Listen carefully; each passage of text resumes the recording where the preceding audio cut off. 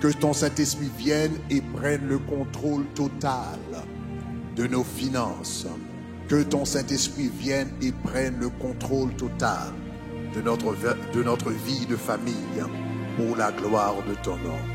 Encore Jésus, nous t'aimons, nous t'exaltons au nom de Jésus. Amen. Acclamons le Seigneur. Alléluia. Lisons ensemble notre vision, déclaration de vision. Et par après, nous allons lire, n'est-ce pas,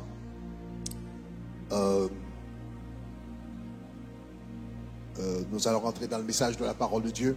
Lisons ensemble. Notre but au tabernacle de gloire, c'est de former une famille aimante qui glorifie Dieu par une vie d'adoration passionnée, de prière fervente, d'application fidèle des Écritures, de communion fraternelle sincère, d'évangélisation efficace et d'une solide formation de disciples pour l'expansion du royaume dans le monde entier. Acclamons le Seigneur. Alléluia.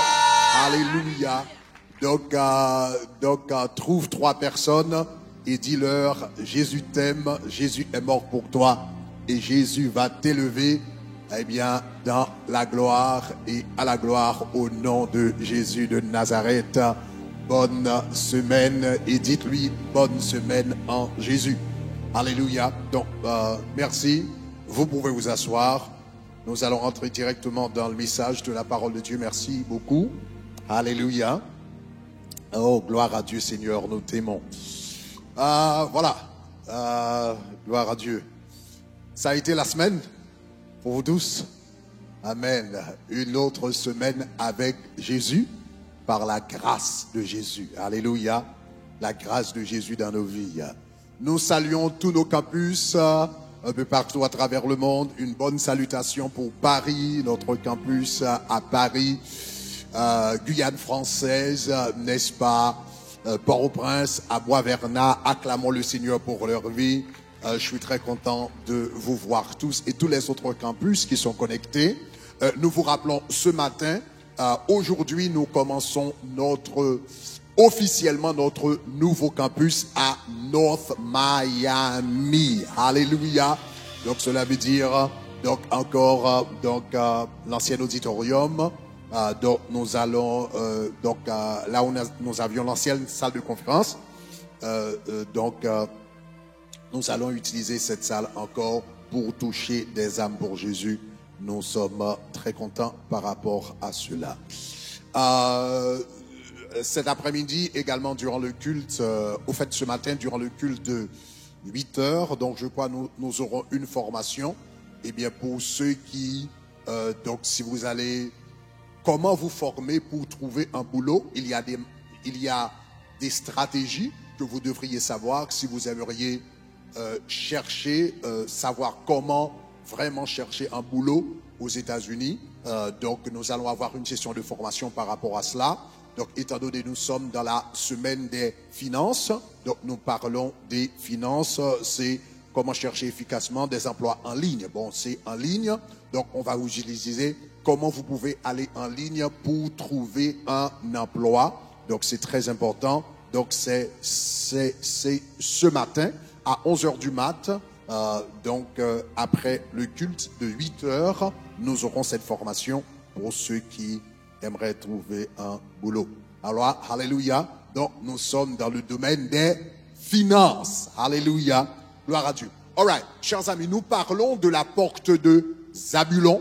Nous avions vu que Zabulon était lié aux finances. La semaine dernière, nous avions vu que la grâce qui a été accordée à cette tribu-là, eh bien, la grâce qui a été donnée à cette tribu, eh bien, c'était de prospérer, eh bien, dans le domaine des finances. La Bible a dit au sujet de Zabulon, eh bien, de Zabulon, Issachar et Zabulon, ils suceront l'abondance des mers.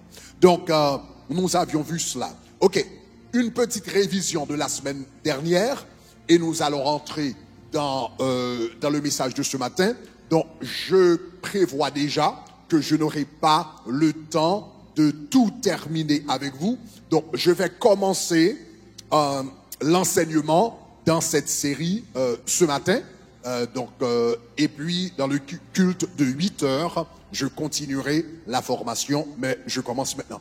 Une petite révision sur la semaine dernière. Numéro 1, je vous avais dit la semaine dernière que l'église primitive, on parle souvent de l'église primitive, comme si l'église primitive, c'était une église pauvre, comme si l'église primitive, c'était une église désintéressée aux choses matérielles.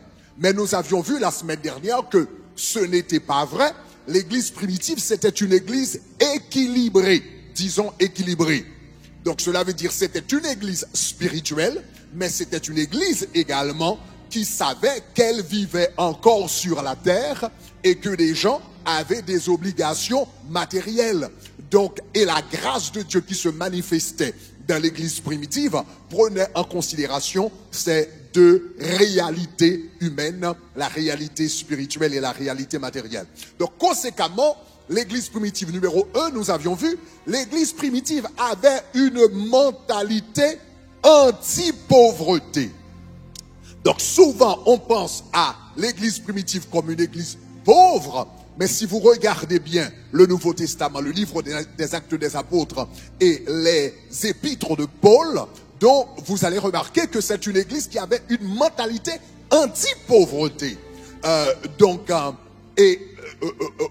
L'église primitive avait cette foi, les apôtres avaient cette compréhension, ou bien disons que les apôtres avaient une compréhension complète de la grâce de Dieu. Disons complète. Encore plus fort, complète. Les apôtres avaient une compréhension complète de la grâce de Dieu.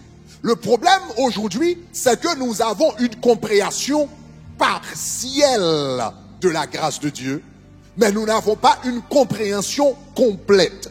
Je reprends. Le problème d'aujourd'hui, c'est que nous avons une compréhension partielle, surtout nous autres, dans les églises haïtiennes protestantes, nous avons avoir tendance à avoir une compréhension partielle. Quand nous disons la grâce, nous voyons le salut et c'est tout. Quand vous dites la grâce, automatiquement tu dis la grâce, on nous dit c'est par la grâce que vous êtes sauvés par le moyen de la foi, cela ne vient pas de vous, c'est le don de Dieu, et on s'arrête là. Donc nous avons une compréhension partielle de la grâce, nous nous focalisons sur un seul aspect de la grâce, l'aspect spirituel de la grâce, mais nous ne voyons pas les autres aspects, particulièrement l'aspect matériel de la grâce. Or, la grâce n'a pas seulement un aspect spirituel, mais elle a aussi un aspect matériel. Donc, quand l'apôtre Paul écrivait aux chrétiens de Corinthe, première épître Paul aux Corinthes, donc il disait dans 1 Corinthiens chapitre 2, dans 2 Corinthiens chapitre 8, verset 9, n'est-ce pas? 2 Corinthiens chapitre 8, verset 9, par rapport à la grâce, l'apôtre Paul dit, vous connaissez quoi? Vous connaissez la grâce de notre Seigneur Jésus-Christ. Et remarquez ce qu'il a dit, la grâce de Jésus-Christ qui s'est fait pauvre. Par la grâce, Jésus s'est fait pauvre. Il n'était pas pauvre. Dans le ciel, il n'était pas pauvre. Auprès du Père, il n'était pas pauvre. À la droite du Père, il n'était pas pauvre. Mais par la grâce, il s'est fait quoi? Il s'est fait pauvre. Donc quand il était venu sur la terre, il n'avait pas de maison, n'est-ce pas? Il y a des prédicateurs qui disent pendant que Jésus était sur la terre, il était riche. Je crois que ce serait très difficile à prouver dans la Bible.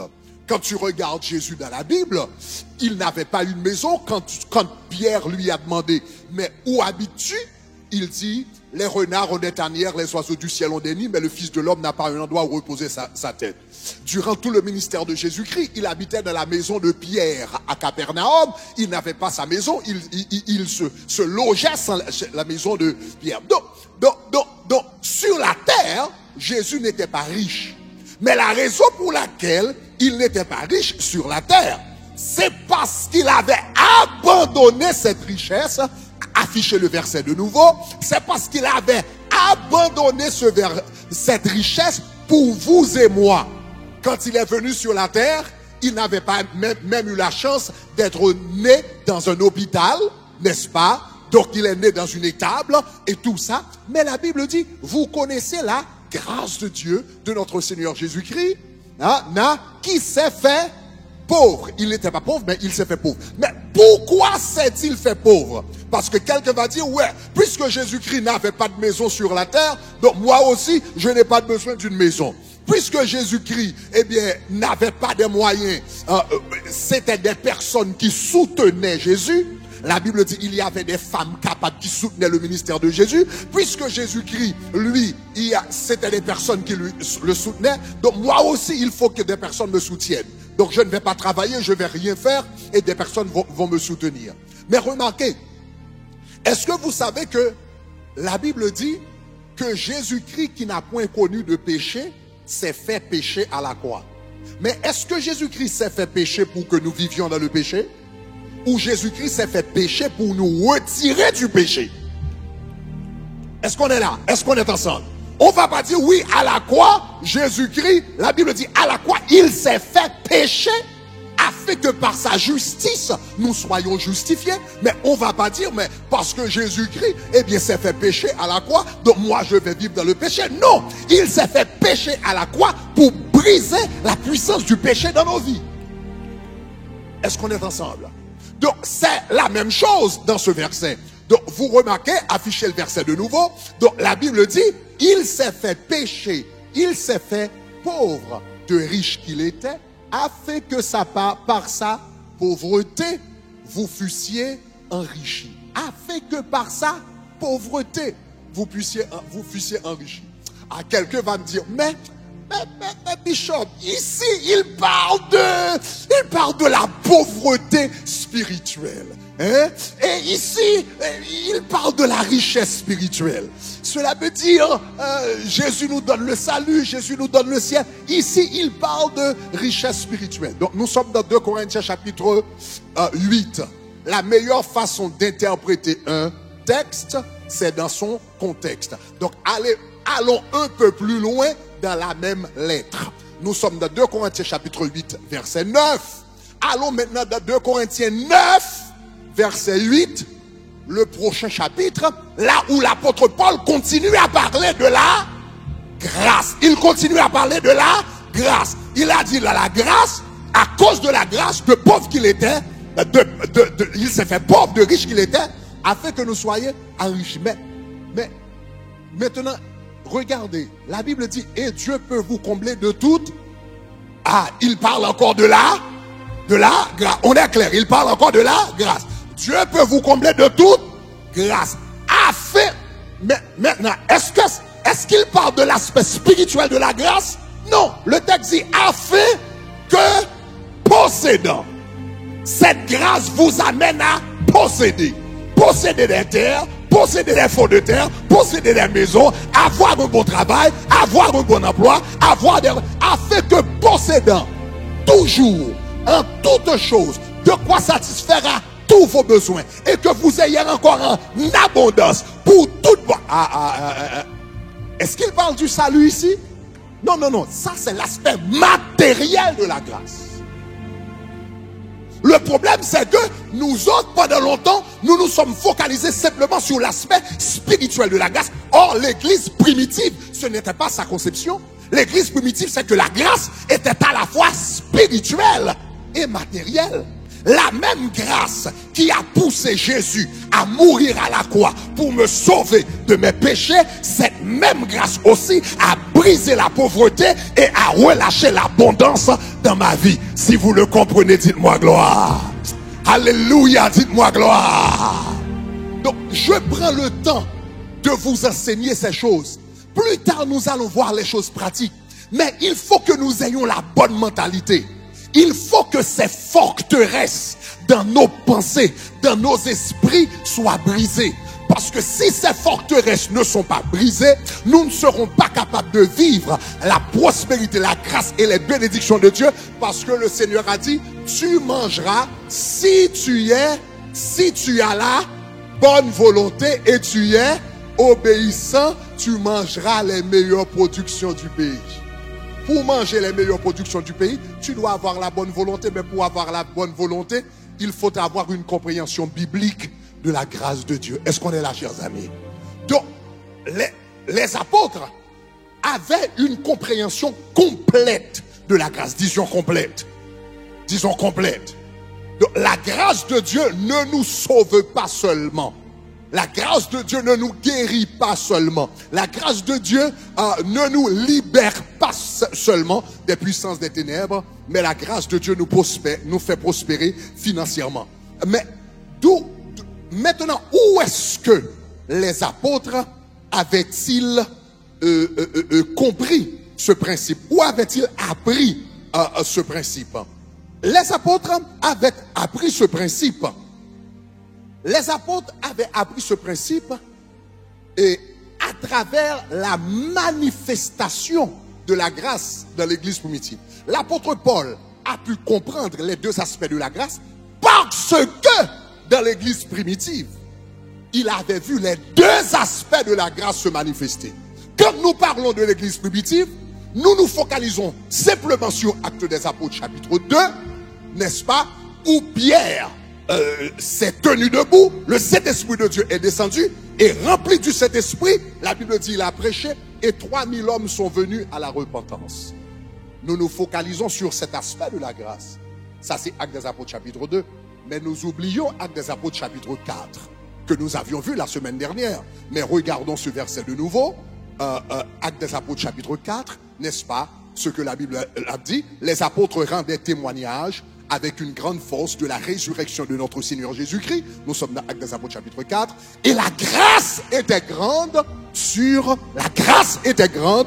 tous les fidèles, car la raison pour laquelle la grâce était grande, l'évidence pour prouver que la grâce était grande, c'est, ou bien la preuve, c'est car il n'y avait aucun pauvre parmi eux. Donc la grâce n'avait pas seulement amené 3000 personnes à la repentance au jour de la Pentecôte, mais cette même grâce également qui avait amené 3000 personnes à la repentance a éliminé la pauvreté parmi les chrétiens qui vivaient. Ça c'est l'aspect matériel de la grâce. Disons grâce. Disons grâce. Disons grâce. Donc il faut avoir une compréhension complète de la grâce. Pas parfaite, une compréhension, pas partielle, mais une compréhension parfaite, ou une compréhension complète de la grâce. Donc maintenant, dans l'église primitive, la grâce de Dieu avait éradiqué, suivez bien, la grâce de Dieu avait éradiqué la pauvreté, ça c'est le premier aspect. Et maintenant, la grâce de Dieu avait éradiqué la pauvreté. Et les chrétiens, ou encore l'église primitive, avaient éradiqué la pauvreté par la grâce. Je vais reprendre. La grâce avait éradiqué la pauvreté. Et les chrétiens avaient éradiqué la pauvreté par la grâce. Je reprends. La grâce avait éradiqué la pauvreté parmi les chrétiens. Et les chrétiens avaient éradiqué la pauvreté par la grâce. Ce que je suis en train de vous dire, c'est qu'il y a deux aspects dans la grâce. La grâce, il y a toujours l'aspect divin de la grâce et il y a toujours l'aspect humain de la grâce. Pour que la grâce fonctionne, Dieu a déjà fait sa part à la croix, mais il faut que vous fassiez votre part. Jésus-Christ, c'est par la grâce que vous êtes sauvés, par le moyen de la foi. Cela ne vient pas de vous, c'est le don de Dieu. Oui, la grâce vous a sauvés. Mais si tu ne réponds pas au salut, si tu n'acceptes pas Jésus-Christ comme ton sauveur et ton maître, est-ce que vous êtes avec moi? Tu ne peux pas être sauvé, quoique Dieu ait déjà fait sa part. Mais pour être sauvé, il faut que vous fassiez votre part. Est-ce qu'on est là? Donc il y a deux aspects de la grâce. Donc c'est pourquoi je vous avais dit, la grâce a éliminé la pauvreté parmi les chrétiens, mais les chrétiens avaient éliminé la pauvreté par la grâce. Qu'est-ce que les chrétiens avaient fait pour éliminer la pauvreté parmi eux par la grâce. Donc nous voyons ce texte, on regarde encore, Actes des Apôtres chapitre 4 versets 34 et 35, nous revenons au verset 34, la Bible dit car il n'y avait aucun pauvre parmi eux, la grâce était grande sur tous les fidèles, car il n'y avait aucun pauvre parmi eux, et puis la Bible dit parce que la grâce était, verset 34, encore, verset 34, yeah. La grâce était grande dans tous les fidèles, ça c'est l'aspect divin, la grâce était grande dans tous les fidèles, car il n'y avait aucun pauvre parmi eux, ça c'est l'aspect divin, mais la Bible va dire plus tard, parce que tous ceux qui possédaient des fonds de terre, des maisons, les vendaient et en apportaient le prix, ça c'est l'aspect humain de la grâce. Est-ce qu'on est ensemble? Cela veut dire, l'église primitive avait une mentalité anti-pauvreté qui était si forte. Nous sommes dans Actes des Apôtres chapitre 4. Aussitôt que l'église est née, la Bible dit l'une des premières initiatives de l'église, c'était de trouver une stratégie, d'établir une stratégie, d'établir un moyen pour éliminer la pauvreté parmi eux. Donc cela montre la mentalité anti-pauvreté. Donc pour eux, donc ce n'était pas ok, je vais me résigner, je vais vivre avec, je crois que mon espérance c'est le ciel, peu importe la façon dont je vis sur la terre. Ce n'était pas la mentalité de l'église primitive. Si c'était leur mentalité, donc ils auraient continué à vivre dans la pauvreté. Ce n'était pas leur mentalité. Mais par la grâce de Dieu, ils ont trouvé un système, ils ont trouvé une stratégie pour dire comment est-ce que nous pouvons éliminer la pauvreté. Donc la première stratégie qu'ils ont mis en œuvre, la première stratégie que l'église primitive a mis en œuvre, c'était d'établir un fonds commun. Un fonds commun où les plus capables, les plus riches, la Bible dit ceux qui avaient des fonds de terre et des maisons, donc c'est très clair. Souvent, comme j'avais dit la semaine dernière, quand on prêche par rapport à l'église primitive, on a tendance à nous faire comprendre que les chrétiens avaient vendu tout ce qu'ils avaient et maintenant ils étaient tous devenus des clochards, je ne sais pas. Donc c'était pas, la Bible dit ils avaient des maisons et des fonds de terre. Donc cela veut dire ceux qui étaient plus capables ont vendu certaines de leurs propriétés, certains des biens, mais il y avait parmi eux, même au commencement, il y avait parmi eux qui étaient tellement bénis, qui avaient des fonds de terre, des maisons, des biens, et ils ont vendu une partie de leurs biens pour pouvoir aider les autres. Mais il y avait une minorité qui était tellement bénie qu'avec seulement une partie de leurs biens, ils pouvaient éliminer la pauvreté parmi le reste des croyants qui étaient là. Donc c'est extraordinaire. Donc premièrement, ils ont trouvé un moyen.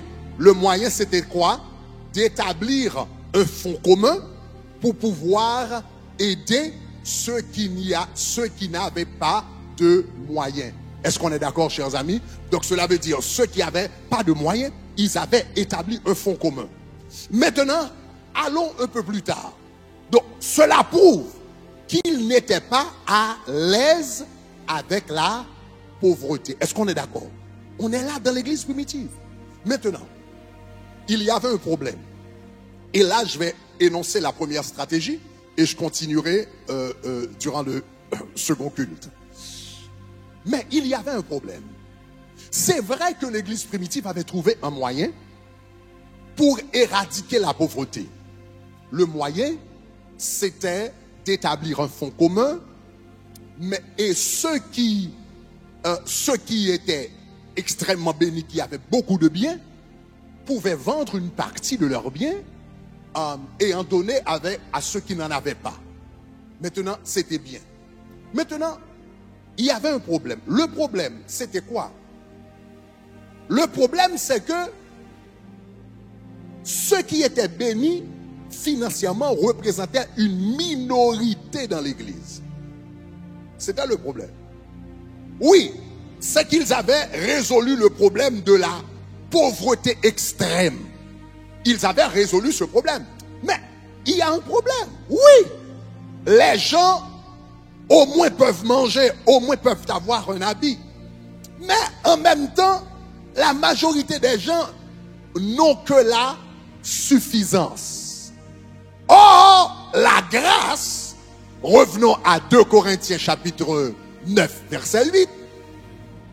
Maintenant, après avoir distribué les biens pour éradiquer la pauvreté, les chrétiens vivaient dans la suffisance, ou bien ils pouvaient à peine manger, à peine s'habiller, à peine payer leur loyer, keep the first there.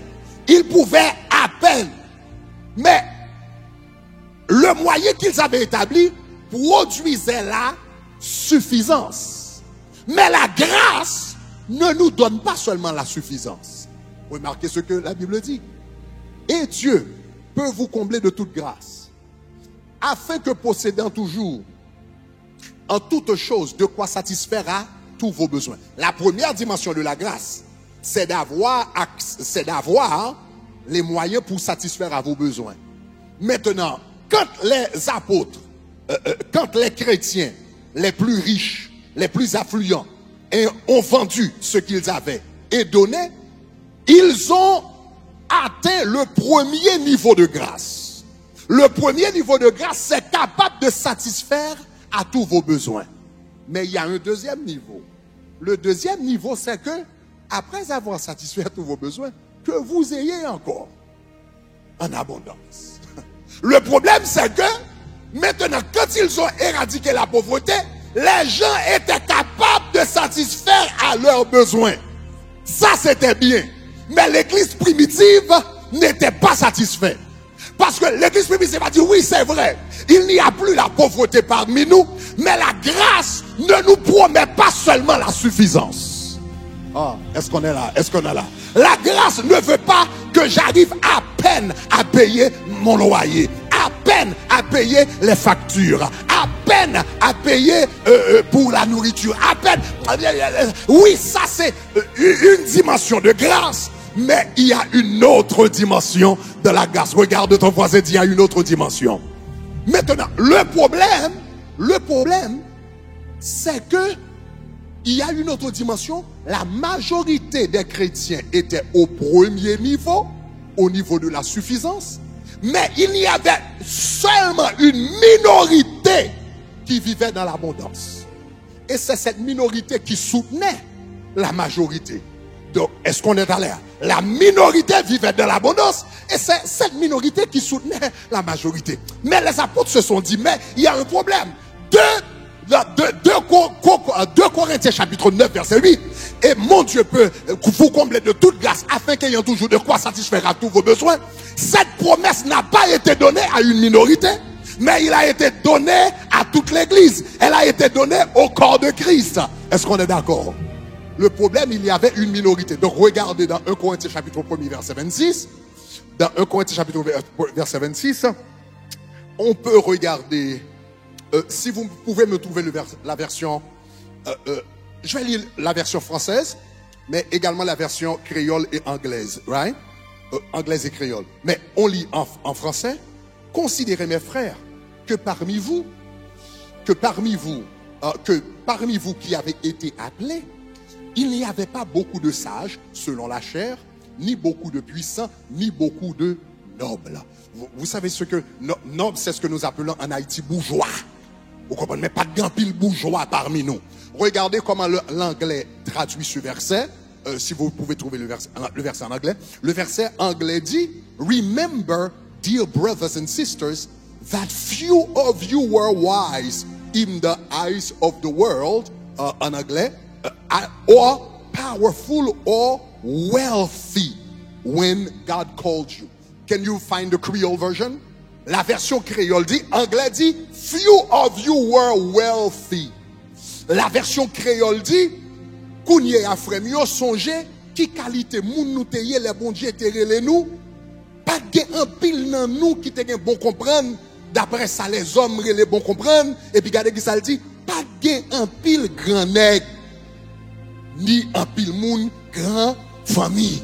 Donc cela veut dire, l'apôtre Paul a écrit, il dit, mais au commencement de l'église primitive, il y avait des riches, il y avait des personnes capables, des grands nègres, il y avait des riches, des were some wealthy, mais il n'y avait pas beaucoup.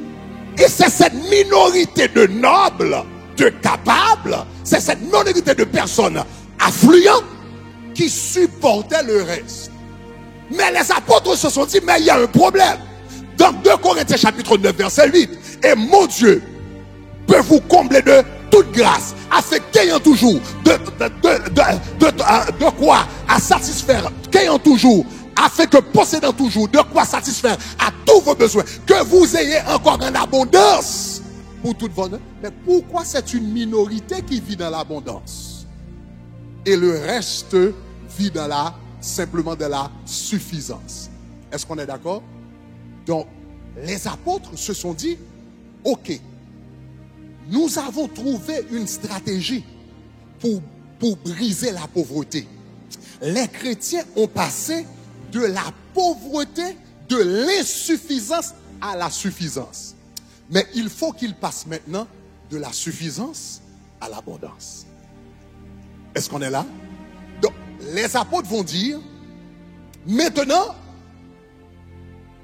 donc, il faut trouver pourquoi les chrétiens n'arrivent pas à passer à l'abondance. Donc, ils ont trouvé la source du problème, la stratégie.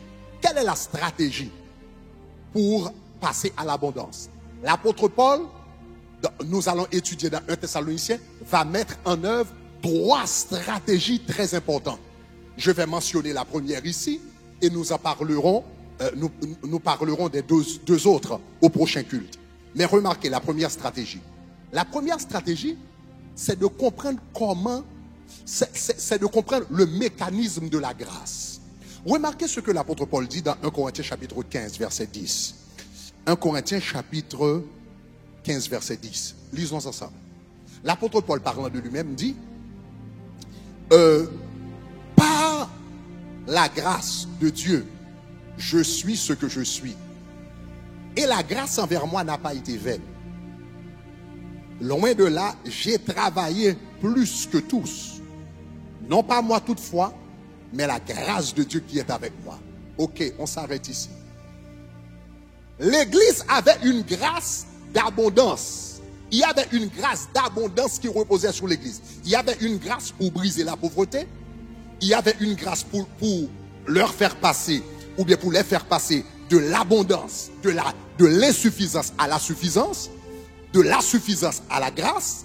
Il y avait une grâce d'abondance, mais la grâce d'abondance est relâchée. Remarquez ce que l'apôtre Paul dit.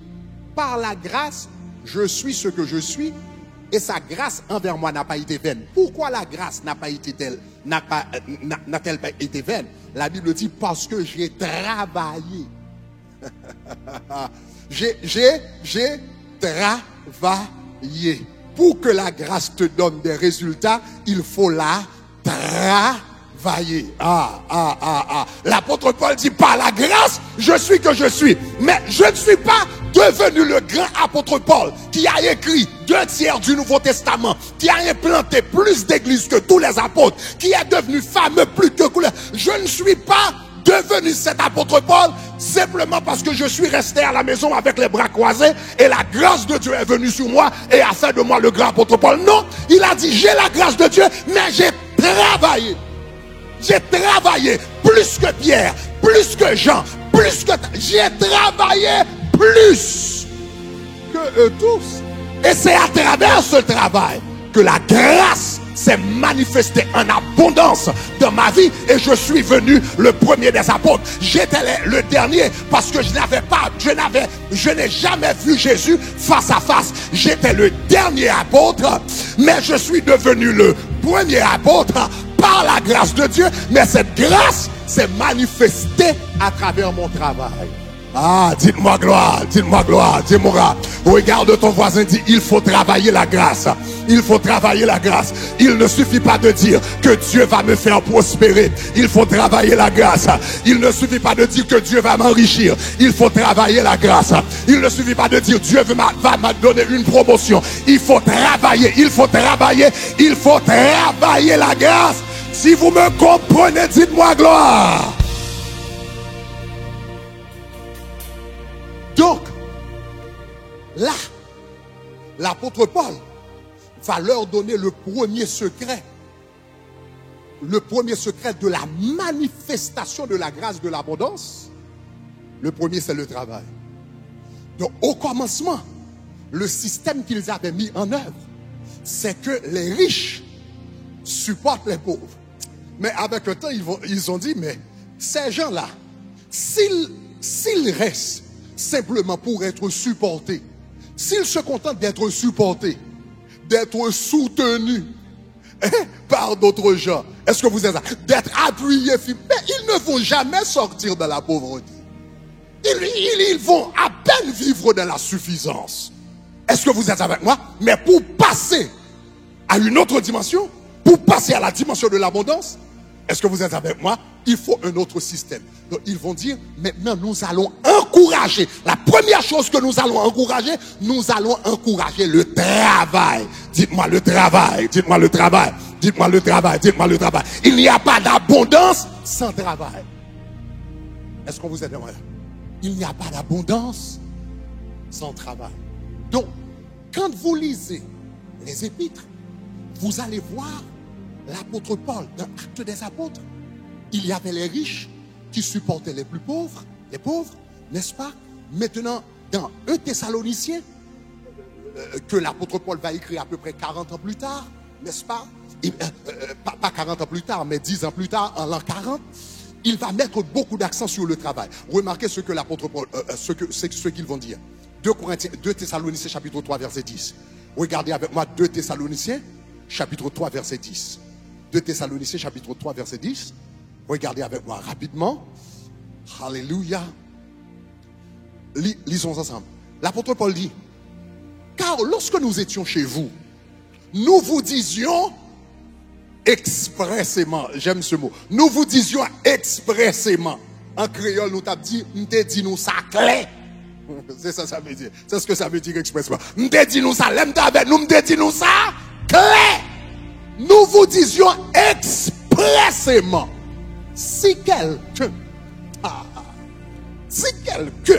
ne veut pas travailler, qu'il ne mange pas non plus. Regarde ton voisin, dit une autre dimension, une autre dimension, une autre dimension. Regardez une autre traduction, la version Taube, traduction œcuménique de la Bible, de 2 Corinthiens chapitre 3 verset 10, l'autre version dit, en effet, lorsque nous étions près de vous, nous avions donné cet ordre. C'est un ordre. Nous avons donné cet ordre. Si quelqu'un ne veut pas travailler, qu'il ne mange pas. Donc l'apôtre Paul maintenant a mis en œuvre cet ordre. Au commencement, c'était les riches qui supportaient les pauvres et tout le monde était là. Donc nous allons prier, nous allons jeûner, etc. Nous allons être de la présence de Dieu et les autres vont travailler et vont nous donner à manger, vont nous supporter. Mais l'apôtre Paul s'est rendu compte, s'ils continuent avec ce système, ils ne vont jamais sortir dans la pauvreté. Donc il a dit maintenant, je vous donne cet ordre. Je vous donne cet ordre. Si quelqu'un ne veut pas travailler, qu'il ne mange pas. Ne lui donne pas à manger. C'est un ordre. Ne lui donne pas du pain s'il ne veut pas travailler. Non pas s'il ne peut pas travailler, mais s'il ne veut pas travailler. Est-ce qu'on est d'accord? S'il ne veut pas travailler, il dit qu'il ne mange pas non plus. Qu'il ne mange pas non plus. Donc, les apôtres vont maintenant améliorer le système. Et l'apôtre Paul va dire, non seulement celui qui ne veut pas travailler, ne doit pas manger, mais l'apôtre Paul va aller un peu plus loin. Il va même dire que celui qui ne veut pas travailler pêche devant Dieu. C'est un problème spirituel. Remarquez ce que l'apôtre Paul dit dans 2 Corinthiens chapitre dans 2 Corinthiens chapitre verset 11. Nous avons lu le verset 10, mais lisons maintenant le verset 11, il continue. Car il dit, nous apprenons cependant, il y a beaucoup parmi vous qui vivent dans le désordre. Disons des. Aujourd'hui, généralement, quand nous pensons à un chrétien qui vit dans le désordre, c'est un chrétien qui vit dans l'adultère. C'est un chrétien qui vit dans la fornication. C'est un chrétien qui regarde la pornographie. L'apôtre Paul va plus loin. Il a dit, j'ai appris, il y a quelqu'un parmi vous qui vit dans le désordre. Qui ceux qui vont vivre dans le désordre? Qui ne travaillent? Oh là là là là là là là là là là là là. Ne voulant pas travailler, c'est le désordre. Un chrétien qui ne veut pas travailler, c'est un chrétien désordonné. Un chrétien qui dit, moi, je suis un jeune homme, je peux travailler, j'ai de l'intelligence, j'ai de la force, mais je passe la journée, je dis que je vais prier, je vais être dans la présence de Dieu, je vais chercher Dieu, je refuse de travailler. La Bible dit, tu vis dans le désordre, car il y a un temps pour chaque chose. Il y a un temps pour prier, il y a un temps pour adorer, il y a un temps pour être dans la présence de Dieu, il y a un temps pour te réveiller à 6 heures du mat et dire, je vais chercher un boulot à... Dites-moi gloire.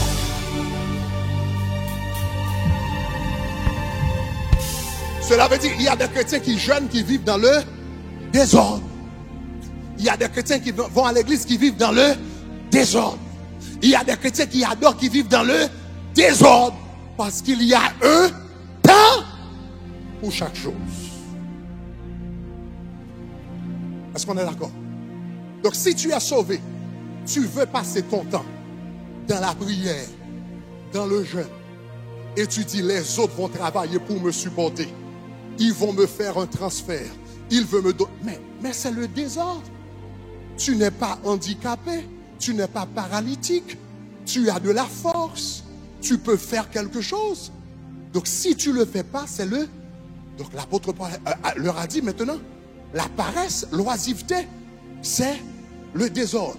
Maintenant, certains chrétiens disaient, quand l'apôtre Paul a donné cet ordre clair, si quelqu'un ne travaille pas, qu'il ne mange pas non plus.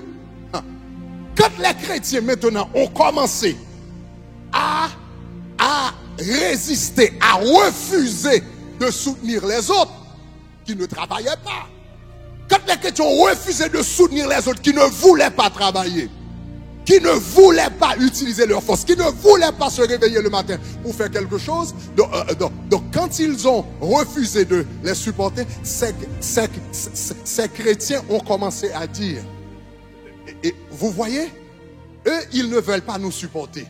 Ils n'ont pas l'amour de Christ. Ils ont commencé à dire, ils n'ont pas l'amour du prochain. Comment tu as de l'argent et moi je crève de faim et tu refuses de m'en donner et pour dire que tu aimes Jésus, tu n'as pas l'amour. Tu n'as pas l'amour. L'apôtre Paul va répondre à cette question. Regardez ce que l'apôtre Paul dit dans 1 Thessaloniciens 4, verset 9.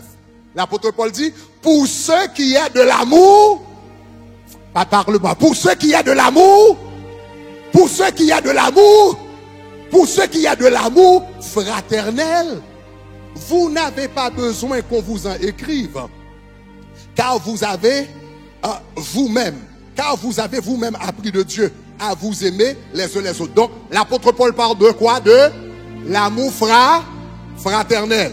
Il a dit, vous avez appris à vous aimer les uns les autres. Regardez maintenant le verset 10. Verset 10 dit, c'est aussi ce que vous faites envers tous les frères de la Macédoine entière. Nous vous exhortons, frères, à abandonner dans cet amour. Quel type d'amour? L'amour fraternel. Quel type d'amour? L'amour des frères. Donc il a dit, vous devez abonder dans l'amour fraternel.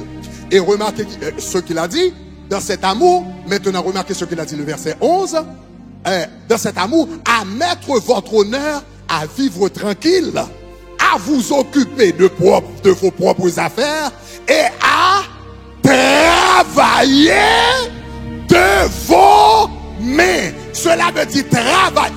Travailler de vos mains, c'est quoi? C'est l'amour fraternel. En d'autres termes, les autres, quand les chrétiens ont refusé de donner à ceux qui ne voulaient pas travailler, et ceux qui ne voulaient pas travailler ont commencé à dire, mais tu n'as pas l'amour fraternel, tu vois que je crève de faim et tu ne me donnes pas. Non, l'apôtre Paul a dit, c'est toi qui n'a pas l'amour fraternel. L'un des signes de l'amour fraternel, c'est de travailler de vos mains afin que tu ne sois pas dépendant d'un autre. Comment veux-tu que tu es capable de travailler? Tu as la force, tu as l'intelligence, tu es un jeune homme, tu es une jeune fille et tu veux qu'un autre travaille pour toi. Ça, ce n'est pas l'amour fraternel. L'amour fraternel, c'est de te... Est-ce que vous êtes avec moi? L'amour fraternel, c'est de te débrouiller. L'amour fraternel, c'est de faire de ton meilleur. L'amour fraternel, c'est de te réveiller le matin afin que l'autre n'aura pas à porter le poids de tes responsabilités. Quand tu donnes, quand tu passes tes responsabilités à un autre, et tu es capable de les assumer, mais tu les passes à un autre, ce n'est pas l'amour. Parce que l'autre a ses responsabilités, l'autre a ses dettes à payer, l'autre a ses factures à payer. Donc tu veux que l'autre travaille pour lui-même et pour toi. Si tu n'es pas capable, tu n'es pas capable. Mais si tu es capable, passer tes responsabilités à un autre, l'apôtre Paul dit ça, ce n'est pas l'amour. L'amour fraternel, c'est de travailler de vos mains. On s'arrête ici, on continuera au prochain message. Acclamons le Seigneur. Alléluia. Tu m'as promis d'être avec moi. Je m'accroche à toi. Je m'accroche à toi. Tu m'as promis d'être avec moi. Ta fidélité durera toujours. Ta fidélité durera toujours. Tu m'as promis, Seigneur, tu m'as promis d'être avec moi. Je m'accroche à toi. Je m'accroche à toi. Je m'accroche à toi. Si tu n'as pas encore donné ta vie à Jésus, cliquez sur le lien numéro 1 maintenant. Cliquez sur le lien numéro 1 pour donner ta vie à Jésus. Lien numéro 1 maintenant. Si vous êtes en Haïti, composez le 49 06 23 023. 49 06 23 23. Tu m'as promis. Tu m'as promis. 49 06 23 23 pour donner votre vie à Jésus. Je m'accroche à toi. Je m'accroche à toi. Tu m'as promis. Tu m'as promis d'être avec moi. Ta fidélité durera toujours. Ta fidélité durera toujours. Dieu de grâce, Dieu de miséricorde, nous te remercions pour le message de ce matin. Tu nous as appris que la grâce est relâchée à travers le travail. La grâce est relâchée à travers le travail. Aujourd'hui, maintenant, premièrement, nous invoquons la grâce de l'abondance dans leur vie. Nous invoquons la grâce de l'abondance. Nous appelons la grâce de l'abondance. Nous déclarons la grâce de l'abondance, pas la pauvreté, pas la suffisance, mais l'abondance dans leur vie. À travers le travail. Mais Seigneur, c'est toi qui nous donne la force pour travailler. C'est toi qui nous donne l'intelligence pour travailler.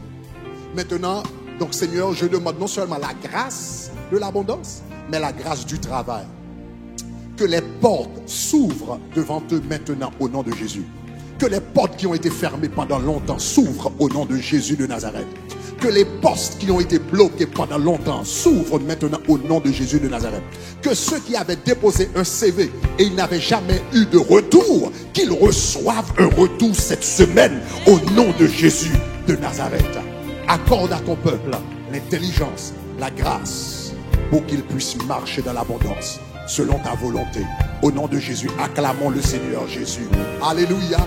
Vous pouvez vous asseoir, mais écoutez, chers amis, la grâce de Dieu, le Seigneur a l'une des choses qui fait déclencher la grâce de Dieu, c'est notre générosité. Le Seigneur a dit, honore-moi de tes dîmes et de tes offrandes, et regarde pas si je n'ouvre pas les écluses des cieux et si je ne déverse pas la bénédiction en abondance. La grâce de Dieu se manifeste quand tu es fidèle. Quand tu es fidèle. Quand tu es fidèle avec le peu de choses que Dieu te donne, eh bien ta foi, eh bien, provoque cette grâce.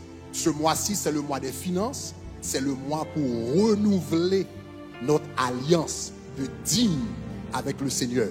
Si vous n'avez pas encore pris vos enveloppes de dîmes, eh bien, assurez-vous, eh bien, de les prendre durant le culte au nom de Jésus de Nazareth.